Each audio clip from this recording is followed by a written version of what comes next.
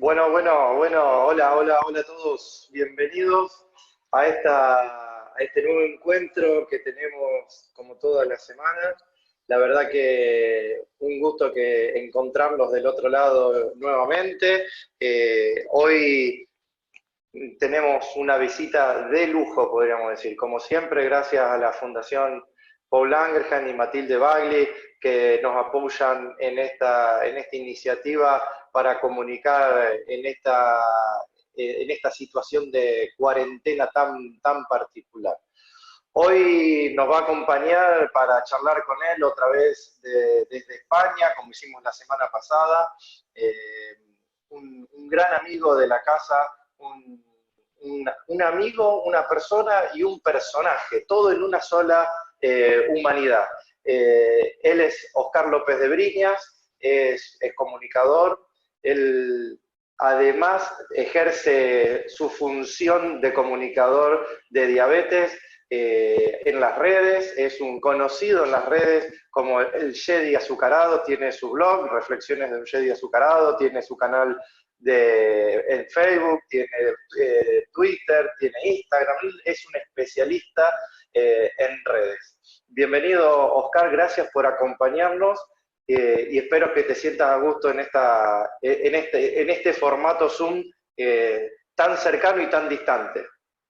Pues bienvenido a ti y a todos, gracias a ti y a todos los que organizáis este evento. Y es un placer que hayáis contado conmigo para hablar de este tema que nos ocupa y preocupa a todos.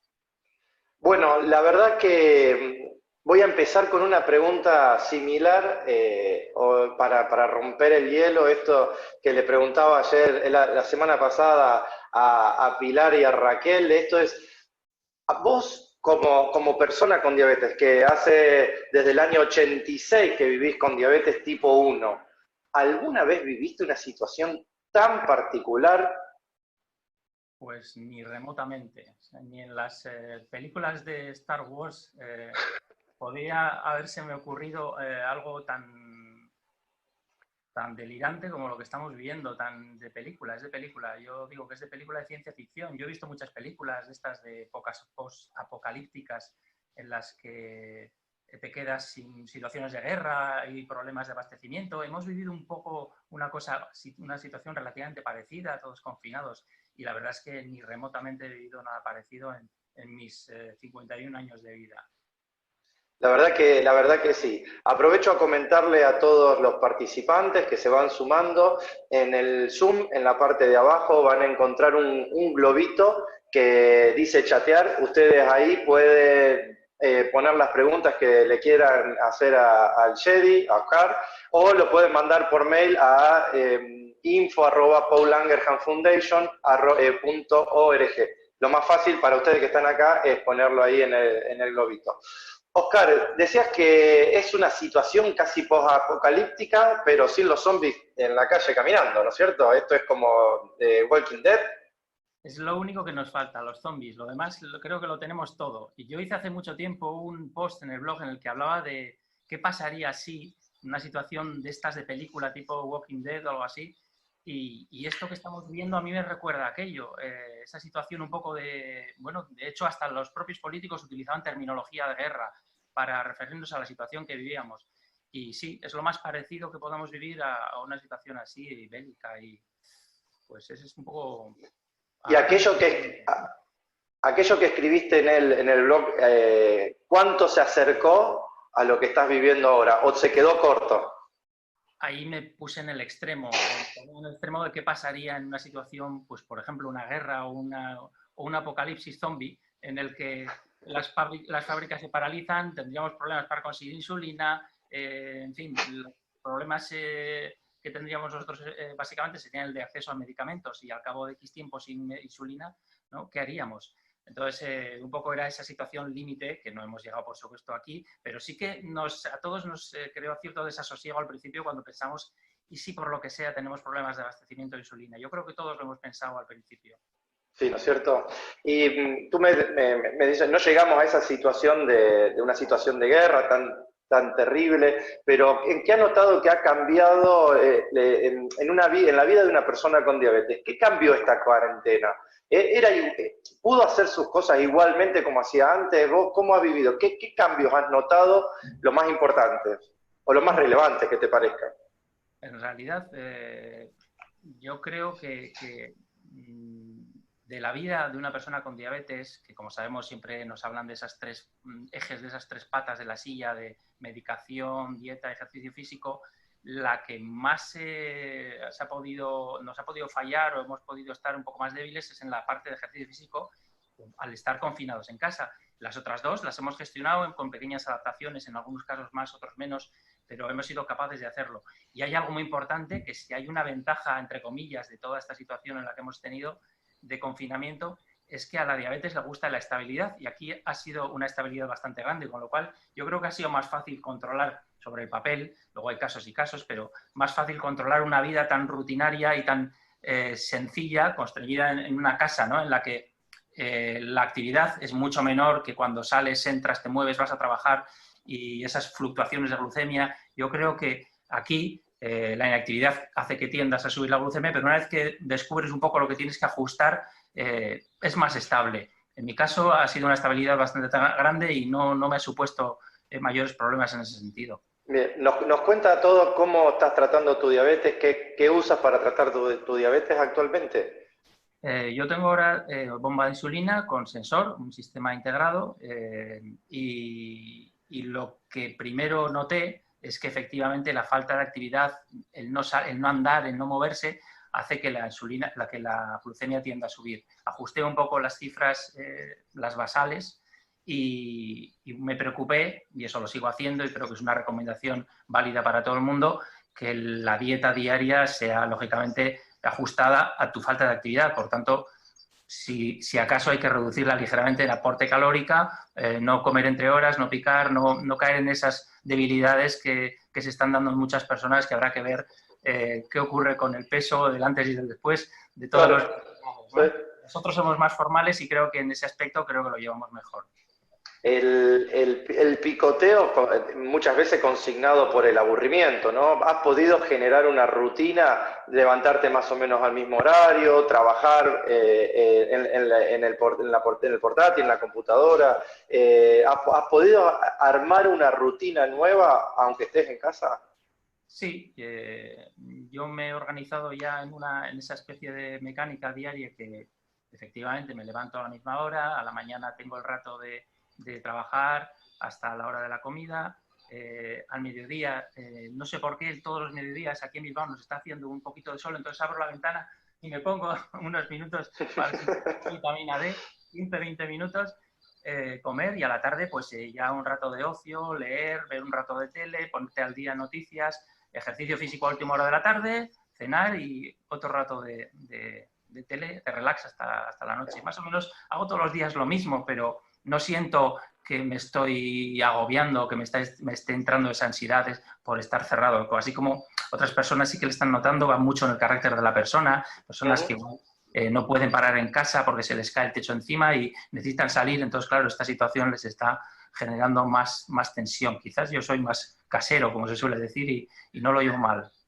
Cuando antes de la cuarentena, yo creo que vamos a empezar a dividir el mundo en anti y después de la cuarentena, ¿no? En anti y después del COVID. Y nos vamos a acordar, no, esto, sí, ¿te acuerdas cuando antes del COVID o después del COVID o durante el COVID? Creo que va a ser un poco así. Tú eres muy deportista, tú haces mucha actividad física. ¿Qué tipo de actividades físicas desarrollabas cuando podías estar afuera? Cuando ibas a un gimnasio o ibas en bicicleta, ¿qué tipo de actividad hacías? Bueno, he procurado siempre, la verdad es que soy medianamente formal, hacer un número de sesiones semanales de ejercicio aeróbico, porque al final nos resulta casi mágico para la glucemia, ¿no? El que mantiene a raya la glucemia y encima tiene beneficios cardiovasculares, de conseguir forma física, de encontrarte mejor. Y hacía eso combinado con ejercicios de fuerza, de pesas, con un poco de pádel, de vez en cuando jugaba a golf, andar en bici cuando el tiempo aquí en Bilbao lo permite, que esto no es Andalucía y aquí el sol pues no es tan abundante, un poco lo que se podía. Y lógicamente, pues la mayoría de las cosas de esas desaparecen. Entonces te encuentras metido en una casa y dices, bueno, a ver, ¿qué hacemos? ¿Cómo me lo monto para quemar azúcar? Porque claro, para quemar azúcar necesitas cierta actividad. Y en una casa no es fácil, sobre todo si la casa es pequeña. Cuando tienes una casita con un jardín fuera, pues la cosa cambia. Pero en este caso, en el de la mayoría de la gente, tienes problemas y claro, no puedes estar todos los días haciendo limpieza general o cambiando de sitio toda la decoración del salón o algo que también lo he hecho y eso baja el azúcar.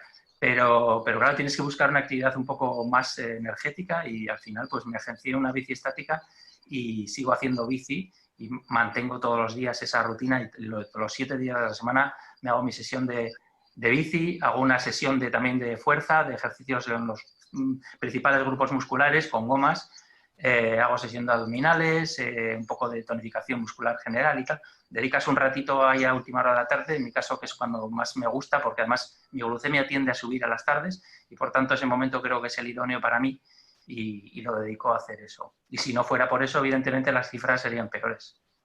¿La bici la tenías ya en casa o la conseguiste? ¿Cómo hiciste Pues, eso? ha sido un poco odisea porque me costó conseguir. Lógicamente, ahora los beneficiados, la crisis va a ser bestial en España y los pocos beneficiados que están haciendo dinero con esto son Amazon y algunos otros de venta por Internet. Están yendo muchísimo. Entonces tuve que buscar y lógicamente se acabaron en todas las tiendas las bicis, los rodillos para bici, porque yo tengo bici normal con la que salgo. Entonces dije, un rodillo para la bici. Nada, estaban agotados en todas partes. Me puse a buscar que si una elíptica o una bici estática no encontraba en ningún sitio, me costó y al final conseguí y me trajeron la bici y fue la salvación porque yo estaba haciendo tablas de ejercicios y hacía un poco lo que podía, pero no es tan efectivo como hacer una sesión de bici. Y bueno, pues además que me gusta y me hace encontrarme luego mejor, me libera energía, no sé, me gusta, me gusta. Exacto. Y algunos han encontrado también una beta en dar clases online de ejercicio, o he sabido que algunos profes de educación física se han puesto a ayudar a mucha gente dando actividad física. ¿Tienes algún conocimiento en España? ¿Se ha ido bien alguna de esas rutinas?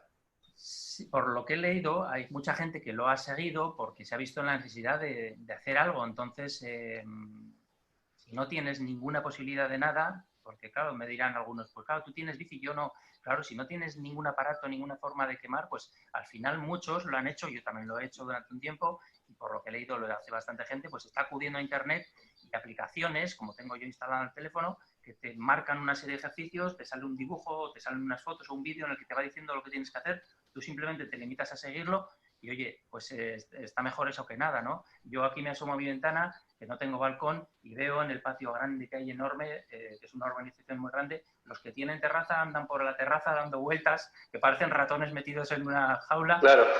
y bueno, pues hacen eso y conseguirán hacer sus miles de metros, pero quienes no tenemos eso, al final este tipo de aplicaciones, pues bueno, tonifican un poco los músculos y tal, pero como digo, nos falta un poco de más potencia o llegar más a la zona aeróbica porque es lo que más quema azúcar y lo que más notamos nosotros como Claro, beneficio. y eso te está permitiendo la bici. Claro. Y de los pilares, bueno, estamos hablando del pilar de la actividad física, pero también está la alimentación. ¿Cómo has podido llevar una alimentación adecuada? ¿Has tenido acceso a comprar vegetales, a comprar carne?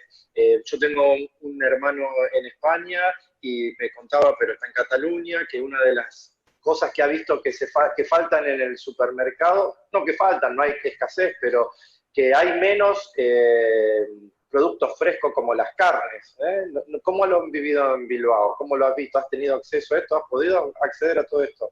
Pues las recomendaciones, estamos muy acostumbrados a esos mensajes que nos dan de lo que hay que comer, de la verdura, de todo esto, y me parece muy bien, pero en esta situación en la que hay que salir lo menos posible, al menos personas que tienen riesgo como nosotros, el tener siempre verduras y un surtido de verduras en casa frescas es realmente complicado. Uh -huh. Entonces, tiras más de soluciones como verduras que vienen ya en botes, que vienen en conserva, que bueno, pues no son frescas, pero no tienen las mismas propiedades prácticamente y son soluciones que te permiten no tener que estar continuamente yendo a por verdura, porque yo personalmente no quiero salir o quiero salir lo menos posible porque no me apetece exponerme innecesariamente. Entonces he salido muy pocas veces a hacer compras más grandes, más voluminosas, me traigo todo, traigo cuando voy, compro verdura, pero claro, esa verdura se acaba, no se puede conservar mucha, entonces no puedo comprar mucha porque no tiene la capacidad de conserva que tienen otros alimentos. Y lo que se puede congelar, como carnes, pues se congela o pescados, pero bueno, la verdura, pues sí, también se puede, hay trucos como hacerla trozos pequeños y meterlo en saquitos y tal, pero bueno, lo he hecho, pero como digo, no puedo tener tanto como tengo otros alimentos. Sí, y además eso depende de cómo está compuesta la familia, si uno vive solo o está papá, mamá, los hijos, cómo, depende del tamaño de la familia, es más o menos complejo el tema de la cocina, claramente. Sí, yo creo que en el caso de familias en las que tienes que comprar cantidades mucho más grandes, yo en mi caso es comprar para una sola persona y aún así cada vez que voy al supermercado vengo con mucha comida y me gasta una pasta.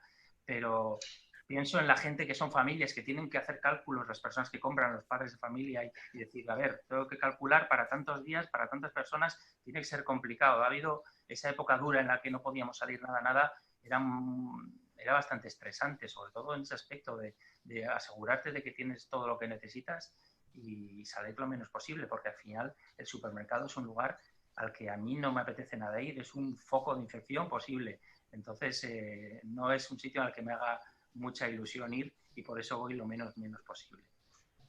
Bien, y con respecto a la medicación, bueno, nos has contado que usabas bomba, pero no todas las personas usan bomba, usan insulina inyectada, muchas de ellas, o medicación oral, que en España han tenido algún inconveniente con acceso a medicación o no. Yo no tengo constancia de que haya habido ninguno, de lo que he leído, la gente con la que he hablado. En principio hemos tenido en todo momento suministro de eso, así como de alimentación al principio fue un poco locura y sí que hubo cierto desabastecimiento por la psicosis inicial, el miedo lógico del principio, pero en medicamentos no, aparte de que lógicamente no podemos acaparar. Entonces, cuando vamos a la farmacia nos dan lo que nos corresponde y con las recetas, depende del sistema que tenga cada administración sanitaria, porque aquí tenemos transferida la salud por regiones, pero no podemos acaparar insulina, con lo cual el desabastecimiento era imposible que ocurriera. Aunque a todos nos pasó por la cabeza, y yo, como decíamos antes, fuera de micro, antes de empezar la conexión, es una cosa en la que pensé, pues lo primero que pensé en toda esta situación era, vale, si todo el mundo se paraliza, ¿qué va a ocurrir con mi insulina? Claro. Cuando si me acaba la insulina, ¿qué hago? Entonces fue un miedo que yo creo que nos pasó por la cabeza de todas las personas, tipo 1 y tipo 2, con sus medicaciones orales o con las inyectables. Claro, acá es bastante frecuente ese miedo. En Argentina vivimos medio de crisis en crisis. Y es una pregunta bastante frecuente y una inquietud muy frecuente de los pacientes. ¿Va a haber insulina? ¿Va a haber medicación? ¿Va a haber insumos para la bomba? La verdad que hoy por hoy acá no hemos tenido ningún inconveniente tampoco. Las primeras 2 semanas hubo algunos inconvenientes con las obras sociales, los seguros de salud, porque tuvieron que cerrar y tuvieron que amoldarse a hacer todo un formato de suministro online para los pacientes y mandárselo a la casa, pero hoy por hoy se ha estabilizado todo eso y no hay ningún inconveniente, por suerte. Con lo cual, esto que has nombrado, el miedo al quedarse sin medicación y sin insulina, sobre todo, eh, ha bajado. El miedo al principio fue muy alto. Lo habéis tenido igual que nosotros porque es natural. Las personas que dependemos de una medicación por una patología, pues lógicamente lo primero en lo que pensamos es eso. Yo no pensaba en la comida.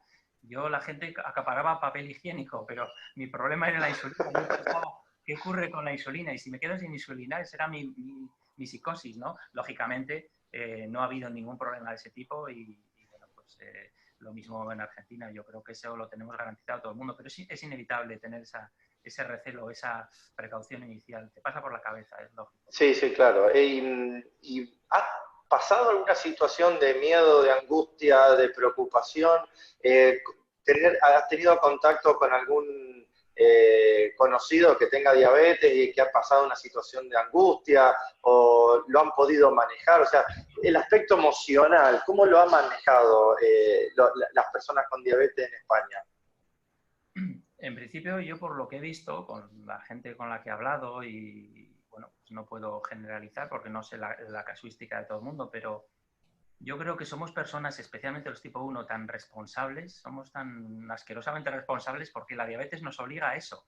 La diabetes es rígida y tienes que hacer esto, esto y esto. Con lo cual, seguimos haciendo nuestra rutina, nuestras obligaciones y lo que hay que hacer. Entonces, no se nos plantean situaciones. ¿Qué puede ocurrir que nos ponga nerviosos? Pues no sé, que nos quedemos sin medicación o que se nos rompa el sensor y no tengamos repuesto, o la bomba. Hace un rato antes de la conexión me ha fallado la bomba y me decía infusión bloqueada, he tenido que hablar con Medtronic y lo hemos conseguido solucionar, pero claro, yo ya estaba pensando, ¿y si me quedo sin bomba?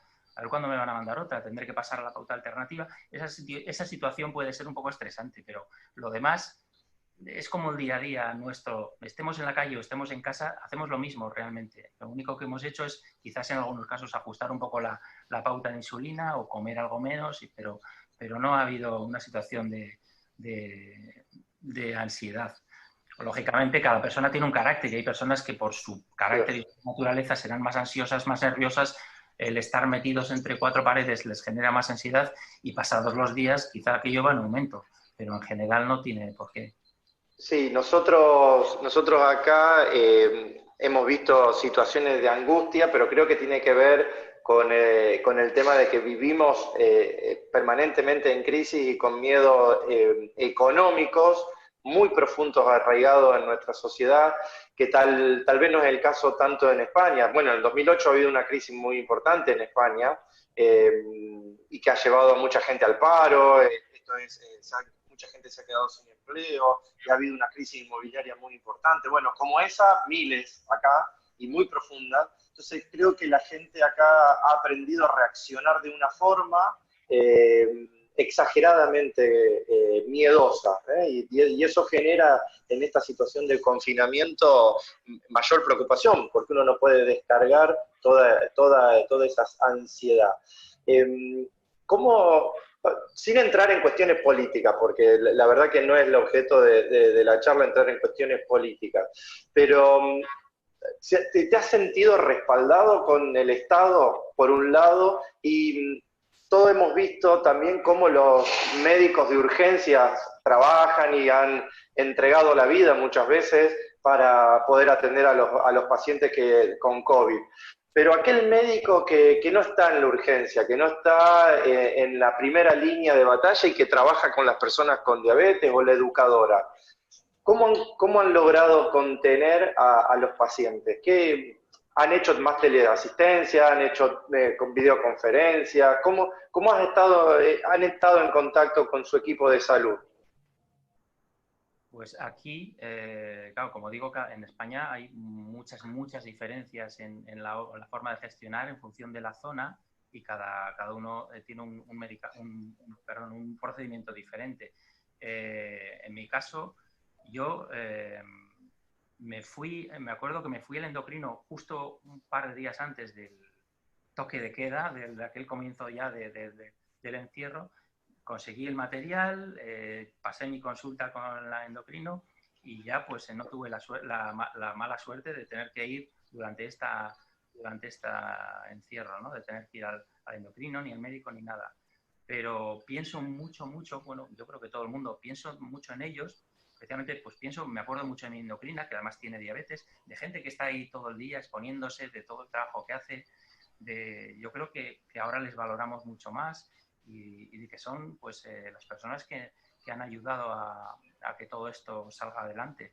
Pero el día a día con la visita médica y todo lo que tenemos que hacer, la verdad es que no lo sé cómo se habrá hecho aquí, porque ya digo, yo no he pisado mi centro de salud, no he ido para nada y no sé cómo lo habrán hecho para evitar las aglomeraciones o los que tienen urgencias, supongo que por urgencias, que urgencias son también los grandes héroes dentro de todo el sector médico, los que han estado ahí al pie del cañón soportando todo este pico de enfermos han sido los de urgencias.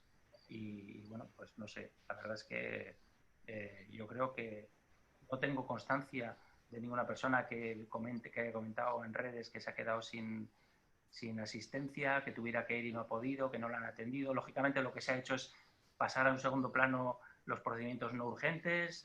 Yo tenía una resonancia y me la han postergado.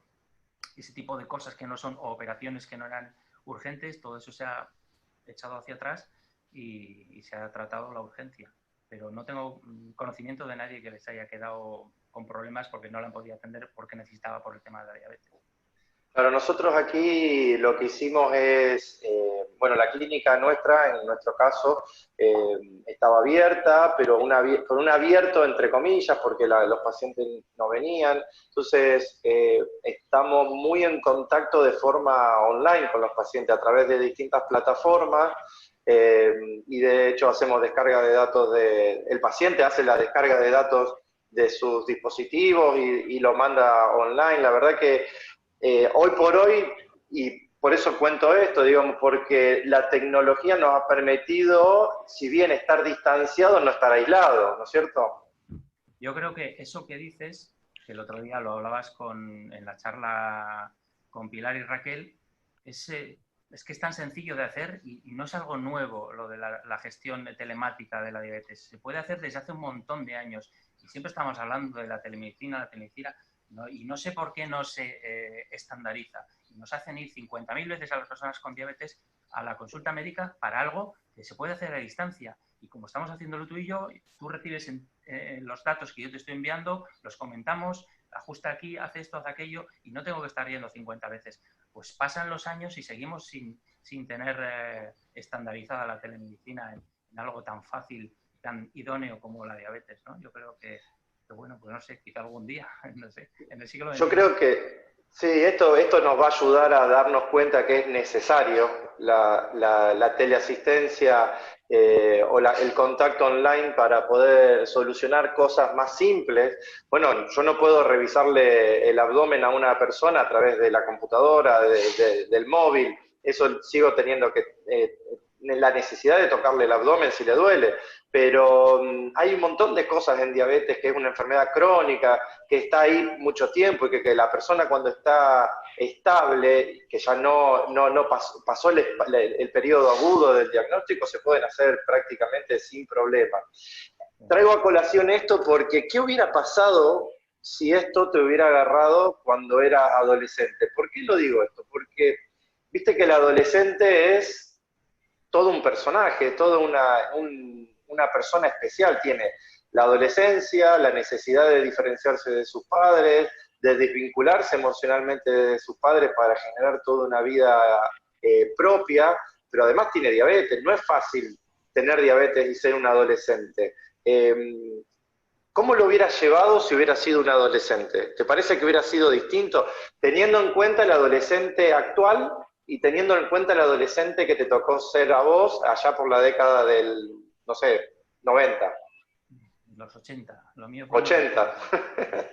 Y pues claro, nada que ver, la situación es muy diferente. Quizás ahora la tecnología y una consulta tecnológica, por lo que estamos haciendo ahora, si fuera una consulta médica a un adolescente le puede resultar menos molesto que el tener que ir al médico, que como dicen ellos les raya y no sé, probablemente bueno, es todo más fácil, la verdad es que no tiene nada que ver. Yo, si me pongo a comparar el hoy con el 1986, imagínate lo que teníamos en el 86, que hubiera pasado en una situación como esta, pues todo es mucho peor, evidentemente.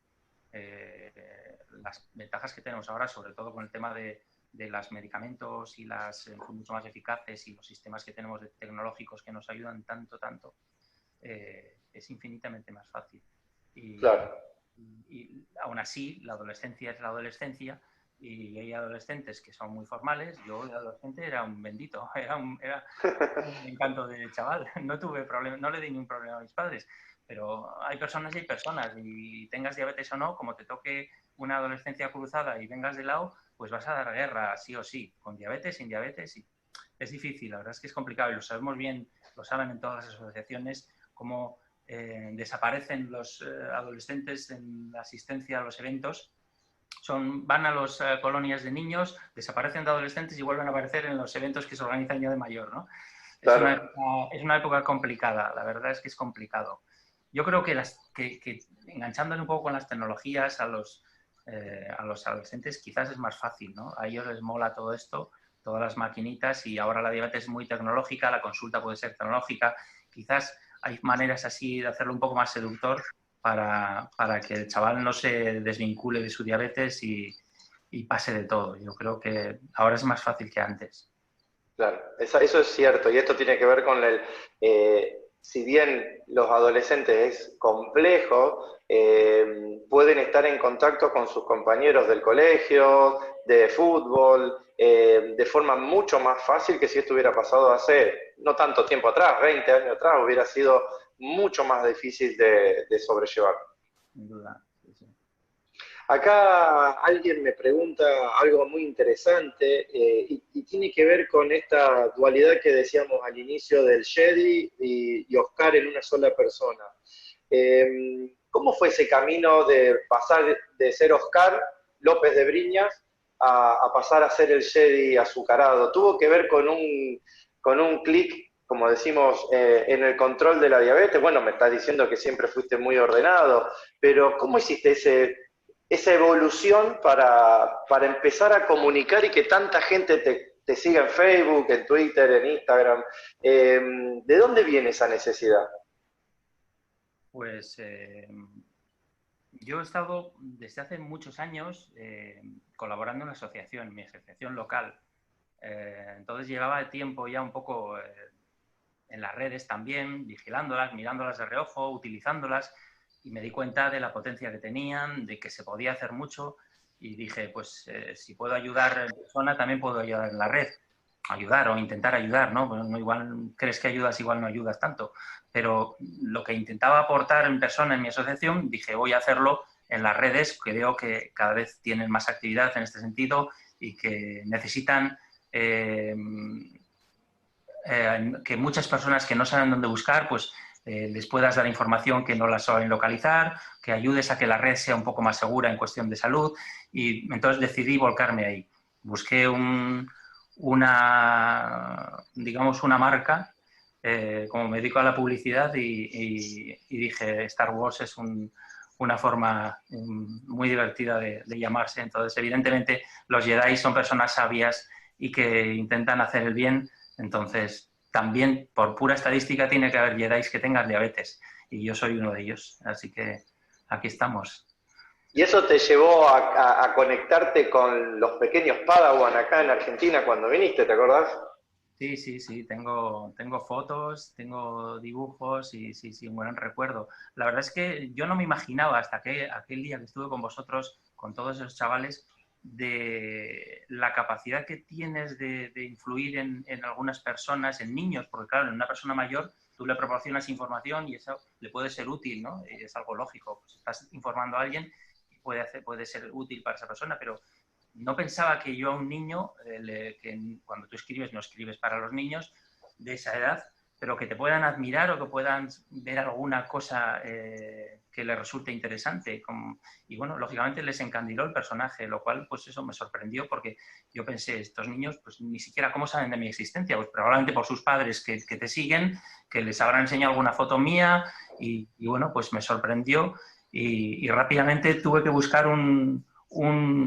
algo que les estimule a ellos, ¿no? Entonces, cuando venían donde mí, yo estaba vestido de Jedi, pues lógicamente les dije, pues bueno, si quieres ser Jedi, porque a todos les encantaba Star Wars, tienes que cuidar tu diabetes, tienes que ser formal con ella, aprender mucho para llevarla bien y conseguir ser un Jedi. Fue algo, la verdad es que algo emocionante. Nosotros, como médicos, venimos de una formación en la facultad, o los profesionales en general, venimos en una formación donde el médico es el que enseña. Y acá pasa lo contrario, no sé, o distinto al menos, ¿no? La persona que vive con diabetes está enseñando hacia sus padres, pero también enseña a los profesionales. ¿Vos qué te parece? ¿Nos enseñás a nosotros? Eso es algo que probablemente, pues bueno, probablemente no, seguro, antes no ocurría. la consulta era muy diferente. Era un médico que estaba arriba, hablaba, adoctrinando a una persona que estaba abajo, que lo que tenía que hacer era decir que sí y apuntar. Ha cambiado la consulta, es consensuada, se debaten, llega el paciente y le propone cosas al médico o le habla de cosas que el médico, igual de tecnologías que no conoce su propio médico. Las cosas han cambiado mucho. Hay médicos que se informan en la red leyendo un blog de un paciente como yo, o un paciente dando una formación a médicos sobre tecnologías. Ha cambiado todo tanto y es tan interesante esta situación en la que estamos ahora, ¿no? Todo favorecido mucho por las tecnologías y por el acceso a la información y porque los pacientes somos personas mucho más inquietas, que nos interesa mucho más saber, y eso al final nos beneficia en que vamos a controlar mejor la enfermedad, ¿no? No somos personas pasivas que hacemos lo que nos mandan, sigues el tratamiento, eres mínimamente adherente y cumples, ¿no? Ahora somos personas mucho más activas que queremos aprender, queremos saber más, y eso al final la consecuencia es que la diabetes va a estar mejor controlada. ¿Y te parece que estamos preparados los médicos para eso? En general sí, desde luego gente como tú, pues sí, por tu actividad, por tu forma de pensar, por lo que estamos haciendo ahora. Hay gente que lógicamente está más relacionado con una edad más alta, que suele pillarle esto ya un poco a contrapié y ya no le resulta tan fácil, le es difícil entrar en el uso de las tecnologías, la simple descarga de los programas le resulta un poco más complicado. En general suele estar muy asociado a la edad, y las personas más jóvenes que hemos vivido mucho más intensamente toda la tecnología lo tenéis vosotros como profesionales más interiorizado y lo gestionáis mucho mejor. Yo creo que por suerte es bastante frecuente que estéis preparados para eso. Pero sí, yo me acuerdo de antiguos endocrinos a los que llevarles un programa o llevarles un glucómetro para que lo conecten al ordenador se les ponían los pelos de punta, preferían que les llevaras una libreta. Y yo decía, bueno, esto no puede ser. A mí cuando me pasaba eso, me cambiaban de endocrino directamente. Bueno, mira, vamos a darle lugar a Natalia Míguez, que conociste en la previa de esta charla, a ver si nos está escuchando, porque hay un montón de gente que está escribiendo en el chat, a ver si hay alguna pregunta en particular que te quieran hacer. Vale. A ver, Nati, ¿estás por ahí? Sí, buenas tardes a todos, ¿me escuchan bien? Sí. Bien, perfecto, tenía problemas con el audio. Y tenemos varias preguntas para Oscar. La primera, un poco la respondiste, pero me gustaría que seas más específico. Nos preguntan cómo manejas la hipoglicemia sin que se convierta en hiperglicemia. Una pregunta técnica. Esa es una cosa que exige únicamente yo creo que de fuerza de voluntad, porque me acuerdo que en los primeros años con diabetes, allá por los años 80, cuando la gente se desplazaba en dirigibles, tenía tendencia a comer más de la cuenta. Entonces, claro, una hipoglucemia significaba después un buen pico. Entonces, con el tiempo, lo que hice fue intentar contenerme, pero es cierto que cuando estamos en hipoglucemia, a veces el cuerpo nos despierta con una sensación, nos está enviando una sensación de hambre desmesurada, y no es difícil que te pases comiendo, pero yo creo que hay que tener la cabeza lo más fría posible y darse cuenta de que si no queremos luego estar peleándonos con la hiper durante horas y poniendo bolos porque aquello no baja, pues tener las cosas claras, aprender a seleccionar qué es lo que mejor nos va en una hipoglucemia, hidratos rápidos, de absorción rápida, que no lleven complejos, que no lleven grasas que provoquen una curva continuada, que suba rápido a un pico rápido y no muy alto y vuelva a bajar. Entonces, en mi caso, por ejemplo, lo tengo controladísimo y sé que pastillas de glucosa pura, de dextrosa, o bebidas de cola que suben como un tiro rápido y controlas tú la cantidad que quieres ver y solucionado. No paso de 130 en una hipoglucemia. Y algo muy importante, y siguiendo con tu explicación, esto que vos dijiste, tener paciencia. La sensación de hipoglucemia es una sensación muy fea. La verdad es que los pacientes se la pasan mal cuando tienen una hipoglucemia. Entonces, comer lo que uno sabe que lo va a sacar de una hipoglucemia, pero no desesperarse, cosa que no es nada fácil. No es nada fácil. Uno se siente muy mal. Eso que dices es la otra parte, claro. Nos ponemos nerviosos, pasan los minutos y sobre todo si estamos mirando un sistema de medición intersticial que va con retraso, se nos olvida. Entonces el aparato sigue diciendo que bajas y tú ya estás igual subiendo porque lleva 10 Claro. minutos de retraso. Entonces los nervios y la impaciencia, no te sientes bien, piensas que va a seguir bajando, ves que la flecha va para abajo en el sensor y claro, como digo, entre el que los sensores van con retraso y que nosotros pues queremos solucionarlo cuanto antes, hay veces pues que caes en la tentación de volver a meterte más y lógicamente ahí te viene el pico después, pero eso que dices es un detalle súper importante, ciertamente. Y Oscar, ¿tú llevas bomba desde cuándo? Yo la tengo desde hace 4 años. Ahora Desde sí. hace 4 años. ¿Qué has notado que ha cambiado tu vida con la bomba? Eso me lo han preguntado muchas veces. En mi Ya lo sé. caso, me dicen si he mejorado mucho el control, la hemoglobina. Claro, la hemoglobina, yo tenía una hemoglobina, llevo con hemoglobinas para abajo de 7 ya bastantes años, entonces no mejoró mi hemoglobina. Lo que sí conseguí son ciertos beneficios personales, que yo tenía problemas, por ejemplo, como he dicho antes, con las tardes. Tenía el fenómeno del atardecer y a la tarde me tiende a subir la glucemia. Fui ajustando la basal de tal manera que en los rangos horarios de la tarde le iba poniendo más y aquello conseguí solucionarlo al momento. Quedó ya solucionado para siempre. El control de las hipoglucemias, reducirlas un poco, en general el control de todas las cifras, la variabilidad la conseguí reducir bastante, reduje picos, sobre todo por las posibilidades que tiene de infusión en una comida, te permite bolos de diferentes maneras, entonces los picos de las comidas los reduje, con lo cual eso, la variabilidad general se redujo. Tuve beneficios, sí. ¿Y el tipo de bomba que vos estás usando, lo decidiste vos, lo decidió tu médico, fue una conversación? ¿Les pareció que, o te parece que hay una bomba mejor que otra, o eso depende de cada persona? Lo decidí yo y esa es una pregunta que también me hacen mucho, me escriben qué sensor es mejor, qué bomba es mejor y siempre contesto todas, no hay ninguna que sea mala, si hubiera una que fuera mala hubiera dicho esto es una porquería, pero son todas buenas, pero depende un poco de tus circunstancias, sobre todo cuando me preguntan sensores, ¿no? Las bombas vienen a hacer lo mismo. Las que tienen sensor, pues más o menos ahora mismo tenemos sistemas que vienen a ser similares.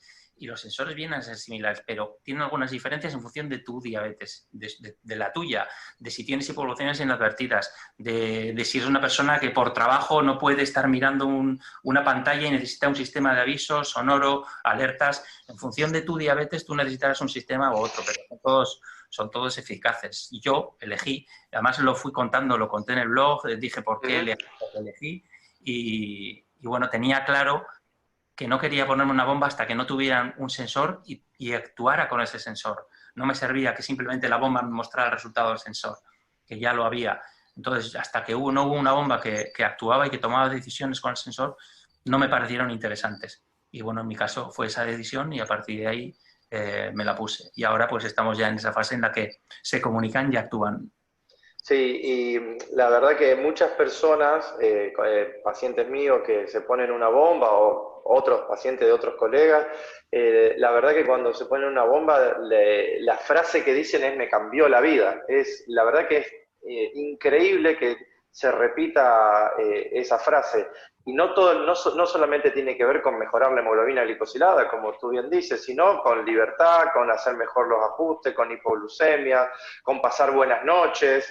Hay muchos Un beneficios. montón de cosas que cada uno tiene en su lista de prioridades. Todos tenemos nuestras cosas que nos molestan más o que queremos solucionar que no coinciden en todas las personas. Entonces, generalmente a cada uno le ha cambiado en determinadas cosas, pero todos generalmente, y solo hay que ver los porcentajes de bombas que se rechazan o que se devuelven, que son mínimos, la mayoría de la gente lo encuentra positivo, altamente positivo, a pesar de los engorros, y yo lo digo, sigo diciendo, de que es un auténtico rollo de llevar una cosa colgada y ya solo para dormir ya me molesta. Me sigo molestando después de 4 años, pero es que las ventajas son, la lista es grande y los inconvenientes son pequeños, con lo cual el resultado está clarísimo, ¿no? Yo creo que eso es evidente. Qué bueno. Nati. Sí. Oscar, nos comenta otra persona que le gustaba salir mucho a caminar y ahora que no puede, ¿cómo hace para motivarse y hacer actividad física dentro de su casa? ¿Qué maneras se pueden encontrar? También le responden que puede hacer zumba. ¿Cómo recomendás zumba para las personas con diabetes dentro de casa? Ahora la verdad es que hay muchas cosas en televisión. Aquí en España han puesto hasta un programa de ejercicios que tú te pones delante de la pantalla y haces lo que hace él, que eso está muy bien porque es una forma muy sencilla de menearte y además son con música, bueno, algo parecido a eso, ¿no?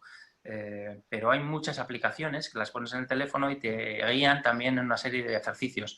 Tienes unas tablas que te dicen si quieres trabajar las piernas, si quieres trabajar los brazos, si quieres hacer un poco de tonificación general, si quieres hacer abdominales, si quieres hacer un montón de cosas. Sigues los ejercicios que te va diciendo, una voz te va diciendo lo que tienes que hacer, cuántos segundos, y bueno, sirven un poco. Yo los tengo instalado un par de ellas y la verdad es que sí que utilizo para tema de tonificación muscular y así, y abdominales. Hago lo que me dice y hasta que puedo. Cuando hay veces que ya no puedo más, me paro. Como no se entera si he hecho bien o no he hecho bien, hay veces que hago trampa. Pero sí sirven para trabajar un poco la actividad. A mí, pues, como digo, la mayoría de las aplicaciones no son lo que yo quería, porque yo quería aeróbico y el aeróbico es más complicado de conseguir, ¿no? Pero, por ejemplo, el baile y todas esas cosas que hay por internet, muchos tutoriales que te hacen menearte de una manera mucho más activa y a través del baile que se quema un montón de calorías, es una forma también muy buena y muy sencilla de tener delante de la pantalla y hacer lo que va viendo tú el monitor, de lo que va haciendo el monitor en pantalla y lo puedes seguir, ¿no? Ahí dijiste algo, y Natalia, que es psicóloga, y también veo alguna psicóloga de grupo por ahí en la charla. Me hice trampa, dijiste.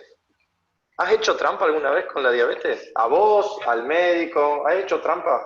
Sí, en los primeros años ya no los guardo, mira, los tendría que haber guardado, pero los primeros libros de glucemias hay muchos resultados que acaban en 0 y 5, que son los que siempre mientes. Cuando pones un resultado que acaba en 0 o en 5, estás mintiendo. Son los primos, ¿no? Son los que se te ocurre y nunca se te ocurre poner un 123, pones 125 o 90, pero sí, alguna trampilla de esas en aquella época sí que hice. Porque además tenía mi primer endocrino, era un hombre súper desagradable que me reñía. Yo no sabía lo que era una hipoglucemia porque no había la educación que se hace ahora, no recibí formación de ningún tipo. Entonces yo descubrí lo que era una hipoglucemia en la piscina, que al salir de la piscina me temblaban las manos un montón, que tomaba una Coca-Cola porque era lo que me gustaba y se me pasaba.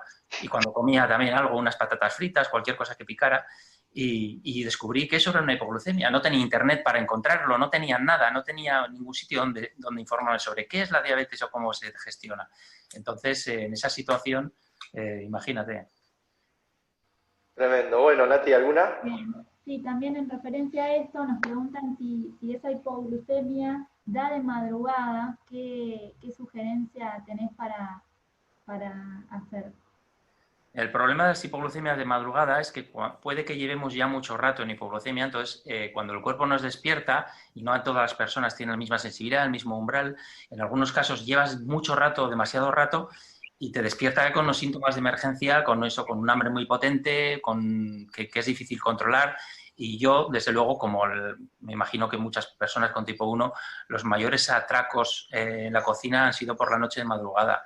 Yo he hecho algunos hace muchos años, ya por supuesto que no lo hago, pero en los años finales de los 80, primeros de los 90, de atacar la crema de chocolate esa de untar y bueno, y levantarme con cifras vergonzosas. Pero me levantaba tan mal de madrugada que me era difícil, ¿no? Luego ya con los años, cuando me levantaba, me cogía mi glucosa, me bebía un zumo o me tomaba un poco de bebida azucarada o de Coca-Cola o lo que yo quisiera y ya está. Y como digo antes, me subía lo justo y no me producía pico. Pero sí que es más difícil cuando llevas mucho rato en hipoglucemia, te despiertas. Igual te despiertas gente que se despierta sudando un montón y Claro. es más difícil controlarlo. Eso es lógico, pero tienes que, aún así, en esas situaciones, procurar que la cabeza, la parte que rige, que mande y decir no debo comer más de la cuenta, porque al final luego lo pasas mal intentando bajar aquello y sabes que has hecho mal y te sientes mal psicológicamente de no haber sido capaz de controlarlo. En esta cuarentena que estamos atravesando, ¿qué te pareció? Me preguntan ahí en el mail de la Fundación, ¿qué te pareció que iba a ser difícil y no lo fue? ¿Y qué parecía que iba a ser fácil y resultó ser todo un problema. A ver, ¿hay algo? Lo que parecía que iba a ser difícil y no lo fue, para mí, ha sido el estar metido en casa. Yo ahora mismo, si me dicen que tengo que estar otras 4 semanas, me quedo sin problemas, la verdad. Soy feliz teniendo, como tenemos ahora, un gran acceso a la información. A mí me das mi ordenador, eso sí, me quitas el ordenador y me suicido.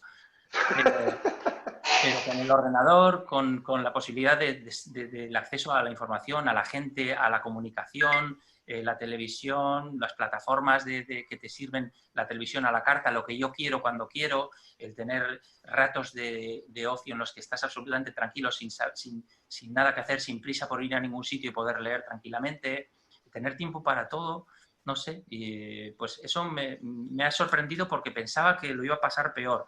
Y han pasado los días y estando solo, además, no he tenido en ningún momento decir, quiero salir, necesito salir, para nada, para nada. Y al revés, algo que pensaba que iba a ser fácil y que me ha sido difícil, pues la verdad es que no te sabría decir nada. Yo creo que tengo la suerte de que lo estoy gestionando en general mejor de lo que imaginaba. Aún así, pues la cabeza, lógicamente, te pide ya te pide un poco, sobre todo salir, aunque sí que tengo ahora el miedo de cruzarme con la gente. Si tengo que ir al supermercado y veo a alguien que viene en sentido contrario, me pongo hasta nervioso. Intentas separarte lo máximo posible, mirar para otro lado, ya vamos a estar ahora un poco psicóticos durante un tiempo y nos va a costar quitar todo esto, pero bueno, es que ha sido muy fuerte, muy fuerte.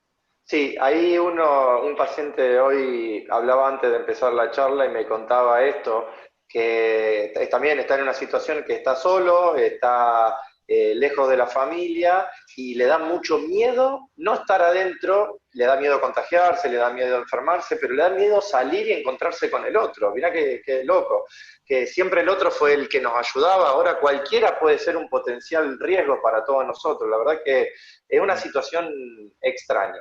Es curioso, es curioso. Algo en lo que nunca había reparado. ¿Tú cuántas veces nos lavábamos las manos? Y sabíamos que es conveniente porque a través de las manos podemos coger virus. Ya hay un montón de estudios de antes del coronavirus que decían que lavándote las manos 6 o 7 veces reduce hasta un 75% las posibilidades de coger algo, ¿no? O sea, lo sabíamos, pero no lo hacíamos. Y ahora nos ha entrado, pues a raíz de esto, probablemente, y espero que sea así, que cambiemos ciertas cosas a mejor en cuanto a nuestra preocupación o nuestro control por estas cosas, el mantener una higiene, pero claro, también nos va a limitar, va a hacer que las cosas cambien durante bastante tiempo y, Claro. bueno, pues nos tenemos que adaptar a esa nueva situación y al principio genera incluso eso, hasta a sensación de desasosiego. Ya digo, yo ir por la calle voy incómodo, y si me meto en un supermercado, pues ya estoy hasta nervioso, estoy deseando salir. Toco algo y digo, ¿lo habrá tocado alguien que esté enfermo? O sea, es que pues claro, no me apetece lo más mínimo coger esto. Al principio decían, no, es como una gripe, para nada. No es como una gripe, se ha demostrado que es más peligroso de lo que parece y hay que hacer lo posible para no contagiarse, sobre todo si tiene alguna otra patología. Por tanto, yo que además soy un aprensivo de manual, no me haría ninguna gracia cogerlo y hago lo que puedo para evitarlo. Y por eso no salgo casi ni para tirar la basura. Bueno, no, que no se te acumule la basura dentro del departamento. Nati, Con un síndrome de Diógenes. claro, Nati, ¿alguna pregunta más? Un último comentario con respecto a lo que hablamos antes de las actitudes que tiene que tener un médico profesional frente a un paciente. Y nos dicen que le pasó algo parecido a una de las personas que hacía trampas en su cuidado en la diabetes y su médico la retaba mucho y bueno, eso no la hacía sentir muy cómoda. ¿Qué actitudes considerás que deben tener los profesionales frente a una persona que tiene que ser psicoeducada en diabetes? Ya. Pues eso me recuerda a mi primer endocrino y lo que hice fue cambiarme de endocrino. Algunas personas que me han escrito con situaciones en las que no están a gusto, no están conforme por diversos motivos, yo suelo decir lo mismo, cámbiate de médico. Es una persona con la que tienes que tener un trato muy intenso, muy continuo y durante mucho tiempo, con lo cual tiene que haber una buena comunicación, tiene que haber buen rollo, como dicen los chavales, tienes que estar cómodo con esa persona, encontrarte a gusto, y si no lo estás por diversas razones, porque te riñe o por otras muchas cosas, yo sugiero cambiarte de médico, porque puedes encontrar uno que te vaya mejor, ¿no? Es como, ¿por qué tengo que estar casado con una persona que igual no estoy a gusto? Pues me divorcio, ¿no? Que es lo que hace la gente. Pues esto es lo mismo. Si no estás a gusto con el médico, que es una persona con la que vas a tener mucho trato, yo recomiendo desde luego cambiarse, sin ninguna duda. Bueno, Oscar, aquí estamos justo a 18 horas, 6 de la tarde. ¿Allá qué hora es? Pues las 11 ya. Las 11. Bueno, seguramente allá es hora de irse a dormir o a ver alguna serie en Netflix. ¿Ven Netflix allí? Un capitulito de alguna serie, porque además yo me meto un poco tarde y como no tengo que madrugar demasiado ahora, pues aprovecho y este rato ahora me descansaré un poquito viendo algo. ¿Qué series estás siguiendo en este momento? Hay una que me resultó curiosa, yo soy muy de ficción, de ciencia ficción, y hay una que me resultó curiosa y la estoy viendo que se llama El hombre en el castillo, y es una realidad alternativa que después de la Segunda Guerra Mundial no ganaron los aliados, sino que ganaron los alemanes.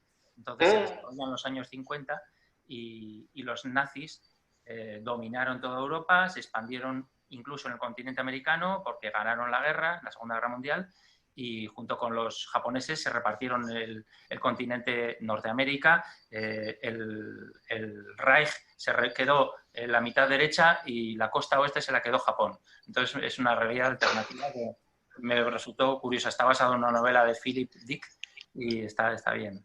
Bueno, la buscaremos como para pasar los ratos de ocio. La verdad, yo quiero cerrar con una pregunta que me interesa a ver qué opinión tenés.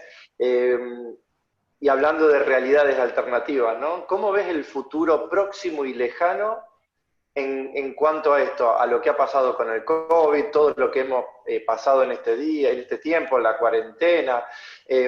¿Estaremos preparados para un futuro similar? Digo, no hacer futurología y saber si va a venir o no va a venir otro rebrote de esto, pero ¿estaremos mejor preparados para un futuro? Y ese de estar mejor preparado nos da mayores herramientas a las personas con diabetes. ¿Cómo lo ves?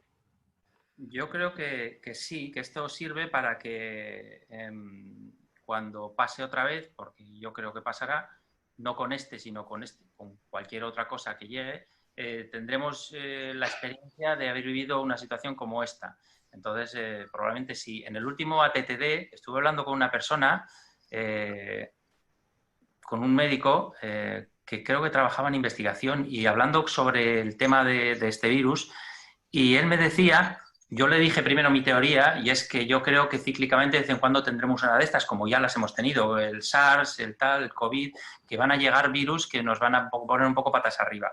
Y yo decía de broma que en una de estas igual llega uno que tiene una mortalidad un poco más alta y hace un poco de limpieza entre la población mundial. Y él me decía que esto va a seguir sucediendo. Entonces lo que hay que hacer es estar preparado para ello y de esta situación tan desagradable que estamos viviendo, tenemos que espabilar y sacar una serie de medidas para aplicar en próximas situaciones. Yo creo que si no sirve para eso es que somos muy tontos. Lo que pasa que, claro, de mí no depende, depende de quienes están gobernando y, bueno, esperemos que sean tan habilidosos y instituciones que son supracomunitarias y constituciones como la OMS, todos los que tienen capacidad para hacer algo, que lo hagan para que cuando esto nos pase otra vez, porque va a pasar probablemente, tengamos una capacidad de reacción buena, no nos ponga patas arriba, no nos obligue a parar el mundo, que era algo impensable, algo de película, y que seamos capaces de hacerlo mucho mejor y que sea más llevadero. Perfecto, bárbaro. Bueno, Nati, si querés pasar algún aviso parroquial antes de las últimas palabras y poder despedirnos. Sí, Lucas, vamos a agradecer el acompañamiento de siempre del Centro Médico PROMAD, CEDIM, Life Desarrollo, Granja Soles, Jóvenes AFA, Terragene y el grupo Salud Signus. Bueno, le agradecemos por sumarse a esta iniciativa abierta a la comunidad. La verdad, Oscar, es un placer, es un gusto cada vez que hablo con vos. He descubierto a alguien del cual aprendo mucho, lo digo con honestidad. Creo que las personas que que atraviesan esta situación de diabetes y lo comunican, tienen una grandeza enorme. Nos enseñan mucho a nosotros, los médicos, que no tenemos diabetes, porque yo no tengo diabetes, no tengo en mi familia nadie que tenga diabetes, mis hijas no tienen diabetes, y gracias a vos uno puede entender un poquito más, no totalmente, pero un poquito más lo que pasa en una persona con diabetes y poder transmitirlo. Que nos dé este espacio y nos dé este lugar a altas horas de la noche en España, la verdad que se merece un aplauso y un abrazo, no virtual, porque en algún momento te prometo que lo voy a hacer real. Ya tuviste una prueba de argentinidad cuando viniste hace mucho tiempo acá a Argentina. La Municipalidad de Rosario te nombró visitante distinguido. Creo que sos una persona distinguida en la comunidad de diabetes, así que te felicito y gracias por brindar tu tiempo libre de todo, sin pedir nada a cambio. La verdad que poca gente hace lo que vos haces. Gracias, Oscar. Pues gracias a ti, amigo, y bueno, pues ha sido un placer y yo creo que la experiencia nos va dando también, igual que yo, hay mucha gente que tiene más conocimientos, que te va dando un poco de bagaje, te va haciendo ver las cosas de una manera más sosegada y muchos, pues como yo, intentamos aportar o ayudar a la gente que empieza, que se encuentra muy perdida, muy estresada y creo que, no sé, creo que estamos obligados un poco a ayudar a tanta gente que tiene diabetes a que lo lleven mejor y a que se den cuenta de que es mucho más fácil de lo que parece. O sea que estoy deseando que podamos vernos, que pase todo esto, darnos ese abrazo allí o aquí. O a donde sea, o en el medio, en alguna isla del Caribe. ¿Por qué no? Bueno, gracias a todos, nuevamente gracias Oscar, ve a descansar, gracias por tu tiempo, espero que nos sigamos viendo, síganos en las redes para poder enterarse de qué actividades estamos siguiendo, nos veremos seguramente la semana que viene con una nueva actividad de ambas fundaciones y un fuerte aplauso para cada uno de ustedes por estar ahí y por sumarse a esta charla. Gracias enormes y como decía un gran artista argentino, gracias totales. Un abrazo. Chao.